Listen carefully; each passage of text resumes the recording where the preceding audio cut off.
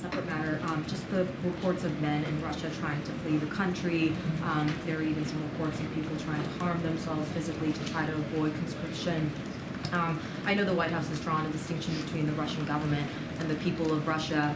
Does the president have a message to some of these men who are sort of desperately trying to flee the country? Is there anything that he would say to them? So, I mean, we've spoken about this a couple of times, and look, we are seeing protests in the streets of Russia. We are seeing people sign petitions, and I think the message that they're sending to us very clearly is that this war that Putin started, this war that was started by the Kremlin, is unpopular.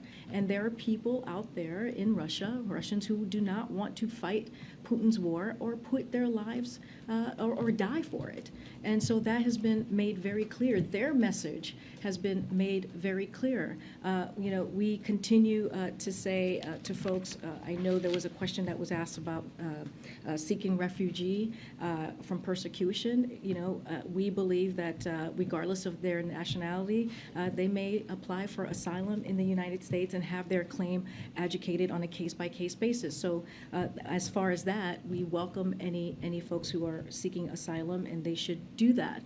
But again, you know, we have talked about the bravery of the Ukrainians fighting this war for the past 6 months and how they're fighting for their freedom. And what we're seeing in Russia are the people of Russia who are saying they do not want this war. They do not support Putin's war. Again, and we have said this many times, there is one person who can stop this war, and that is President Putin. He's the one who started this unprovoked, brutal war, and it is up to him to stop it. What we're seeing right now is not strength. It is weakness from President Putin.